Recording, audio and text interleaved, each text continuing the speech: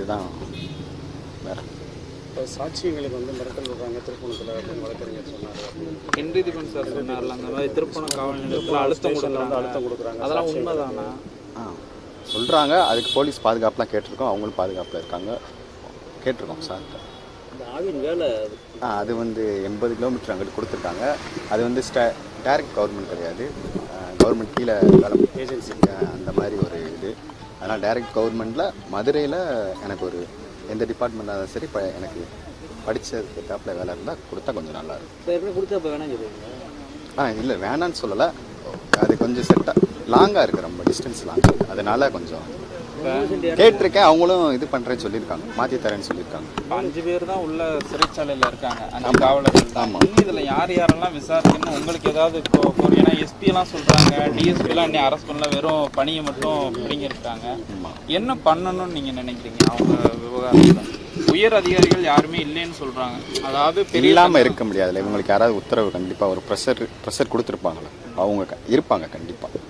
அவங்களையும் விசாரித்து அவங்களுக்கும் சரியான தண்டனை கொடுப்பாங்க. அம்மாட்ட சொன்னீங்களா இந்த மாதிரி சிபிஐக்கு மாற்றிருக்காங்க? இல்லை, இனிமேல் நான் போய் தான் சொல்லணும். கட்சி இடங்கிறது ஏதோ காட்டுக்குள்ள தண்ணி இல்லாத இடத்துல கொடுத்துருக்கதா சொல்றாங்க. அது உண்மைதானா? 3 சென்ட் இடங்கிறது ரொம்ப குறைவான வேல்யூஷன் இருக்கிற இடம். இல்லை, வேல்யூஷன் இல்லை, அது வந்து டெவலப் ஆகாத ஏரியா. ஆக்சுவலி நாங்கள் இருக்க மடப்புறத்துக்கு உள்ளே இருக்க ஏரியா. எங்களை மடப்புறத்தை விட அது கொஞ்சம் டெவலப் கம்மியான ஏரியா.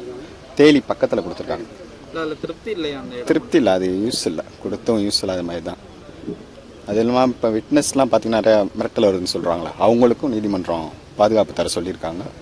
அதுவும் நான் கொடுத்தேன். இப்போ முதல்வருக்கு ஏதாவது கோரிக்கை வைக்கிறீங்களா? இந்த மாதிரி தரமில்லாத இடம், ஒரு அதிக தூரம், அதெல்லாம் வேணால் எனக்கு நீதி கிடைக்கணும். எங்கள் அண்ணன் வந்து ரொம்ப சித்திரப்பட்டு இறந்துருக்கேன். அதை நீங்களே பார்த்துருப்பீங்க. அதுதான்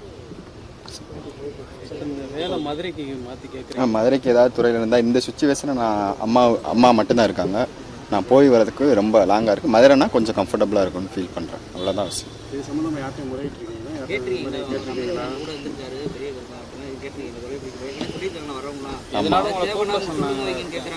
சொல்லியிருக்கேன். ஆனால் இது வரைக்கும் எந்த இதுவும் இல்லை, ரெஸ்பான்ஸ் இல்லாத மாதிரி ஃபீல் ஆச்சு. பண்ணித்தரேன்ற மாதிரி சொல்லியிருக்காங்க. சரிங்களா?